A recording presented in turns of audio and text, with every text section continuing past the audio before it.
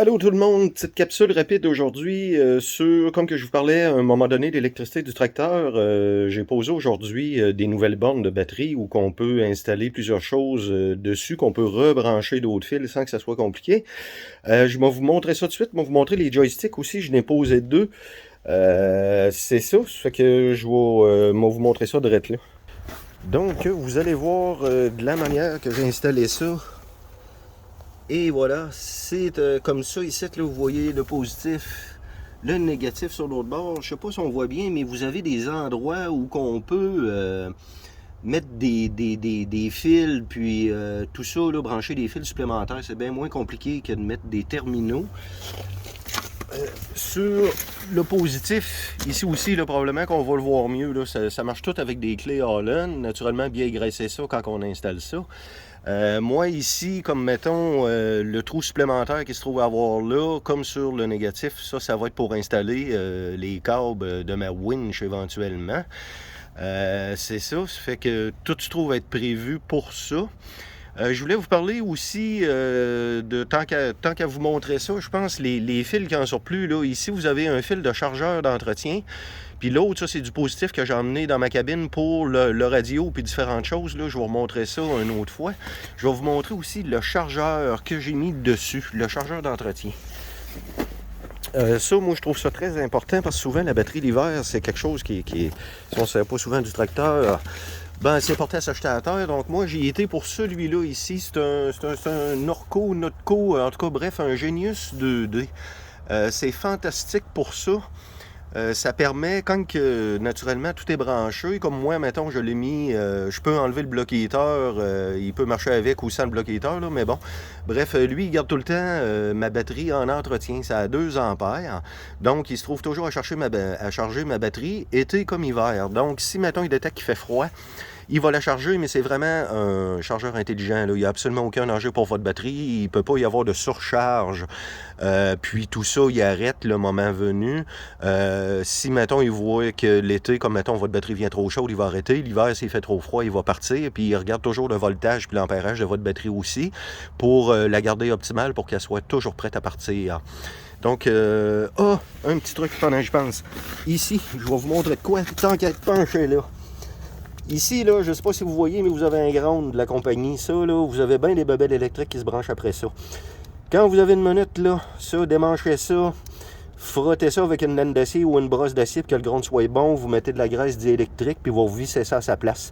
Il y en a plusieurs, des fois, qui ont des troubles électriques, qui disent « Ah, ben sur mon tracteur, il y a telle affaire qui ne marche plus, ou il ne veut plus partir, ou je me suis ramassé avec un arbre de Noël dans le dash parce que le ground n'est pas bon. » Souvent, ça, c'est un petit problème. Là. Ça fait que ça, c'est important de garder ça toujours 100 verres de gris puis que ça soit bien graissé. Donc, je vais vous montrer comment j'ai branché ça. C'est que, en réalité, le bloc-émetteur puis le chargeur, comme vous voyez, j'ai 2 fils là, de 110 qui arrivent de là. Mais au lieu d'avoir 2 fils qui dépassent de mon tracteur, j'ai réuni ça sur une seule plug que je me trouve à avoir mis ici, que j'ai vissé sur le côté du câble. Donc, ça donne quoi comme résultat? On va vous le montrer comme l'autre bord. Moi, je trouve perso, ça fait une job propre, puis c'est bien pratique, parce que si, mettons, je veux débrancher mon bloc-émetteur, rien que laisser marcher le chargeur l'été, bon, aucun problème. Fait que, regardez, c'est ça que ça donne ici. Si, mettons, je vous le mets comme ça, là, c'est quand le haut est déformé, c'est à ça que ça ressemble. C'est étanche. Donc, vous venez rentrer votre extension ici naturellement. Puis, ce qu'il y a de pas pire, c'est que ça se trouve à alimenter votre bloc-émetteur puis votre chargeur à batterie par ces 2 fils-là. Là. On voit, là, c'est réellement de la compagnie. Là. C'est un Y, là, c'est pas une affaire en bric-à-brac. Puis on vient brancher nos choses après. Bloc-émetteur, chargeur, puis avec ça, vous êtes en business, comme on dit. Je vais vous montrer mes shifters que j'ai posés et tout. À quoi ça ressemble? Tiens, c'est ça que ça ressemble. Les autres shifters, ils étaient vraiment beaucoup plus petits. Là. Si je vais les chercher, ça va vous donner une idée, tu sais, quand que je vous disais, là, des fois, moi, quand que c'est pas assez long, là, que j'aimais pas ça, pour vous donner une idée de comparaison. L'ancien shifter, il venait à cette hauteur-là. J'appelle ça un shifter, là, une manette, appelez ça comme que vous voudrez, mais ça venait à cette hauteur-là. Ça vous donne une idée, environ peut-être 2,5 pouces, 3 pouces plus haut, là. Et je trouve ça vraiment pratique. Bon, c'est vraiment pas compliqué à faire, là. Je veux dire, comme moi dans mon cas, j'ai pris une botte 5-8, je l'ai fendu au milieu, au buffer, j'ai fait 2 trous dedans. Il y a déjà un trou de la compagnie dans cette partie-là. Là. J'en ai fait un deuxième pour être sûr que ça bouge pas. Puis j'ai mis une gaine thermo-rétractable par-dessus pour que ça fasse un peu finition compagnie, là, pour pas que ça fasse encore là finition bric-à-brac. Là. Fait que ça paraît beaucoup moins de même. Je vais faire pareil sur l'autre côté. Là, je ne l'ai pas fait encore parce qu'il faut que le concessionnaire vienne installer ma prise auxiliaire pour la calotte de mon souffleur. Mais bref, c'est ça. C'est à ça que ça ressemble. Puis l'autre côté, là, comme que je vous disais éventuellement, c'est à ça que ça va ressembler aussi. Dans le fond, lui, je vais le remonter peut-être à peu près d'un 2 pouces. Celui-là peut-être aussi d'un 2 pouces pour être sûr que mon joystick ne vienne pas à côté de dessus quand il est mis au plus bas. J'ai vu une question aussi sur la fameuse clenche là, du joystick 7 là. À qu'est-ce que ça sert? Ça, tout simplement, c'est une barrure de sécurité. Ça qu'avec ça, quand c'est barré, votre bras ne peut pas bouger. Comme là, au moins, il n'est pas mis. Donc, mon bras, on voit qu'il peut bouger, là. Mais quand que cette barrure-là est mise, normalement, ça jamme le bras là. Fait que vous êtes sûr que surtout si vous avez des enfants là, qui aiment embarquer dans le tracteur et jouer à peu près avec tout ce qu'il y a dedans, ben ça peut peut-être éviter, si votre bucket est dans les airs, que vous ayez un kid qui vous le dompe sur la tête. Ça serait vraiment pas souhaitable. C'est que si, mettons, c'est sûr que normalement, on ne travaille jamais en dessous d'un bucket surélevé, là, à moins d'encore là de le sécuriser. Mais c'est ça, sécurisez-le. Puis, ben, écoute, si en plus vous avez quelqu'un qui joue dans le tracteur, poussez sur cette clenche-là pour barrer le joystick, ça va peut-être vous sauver ben des petites choses. Ça que je pense que ça va être tout pour la petite capsule d'aujourd'hui. Je vous fais ça vite. Puis une autre affaire. Éventuellement, la winch, le câble de la winch, il va rentrer par ce trou-là. Il va venir se brancher ici. Ce qui va aller directement à la winch va partir de là, puis il va sortir par ici. Pourquoi? Parce que ça, c'est un breaker de 100 ampères. Donc, je vais pouvoir m'en servir comme switch pour pas que mon courant soit toujours sur le fil en arrière, au cas où, des fois, soit d'accrocher le pôle, là, parce que je vais mettre un pôle isolé vissé en arrière du tracteur, que je vais pouvoir prendre mes pinces de winch après. C'est que tout simplement, quand on va vouloir servir de ma winch, en mettant le courant ici, le jus va être sur les fils en arrière. En pesant ici, je viens de débrancher, j'ai plus de courant en arrière. C'est que c'est pas mal moins dangereux, disons, là. Parce que je vais vous montrer aussi c'est quoi que j'ai fait sur la winch comme changement pour brancher tout ça.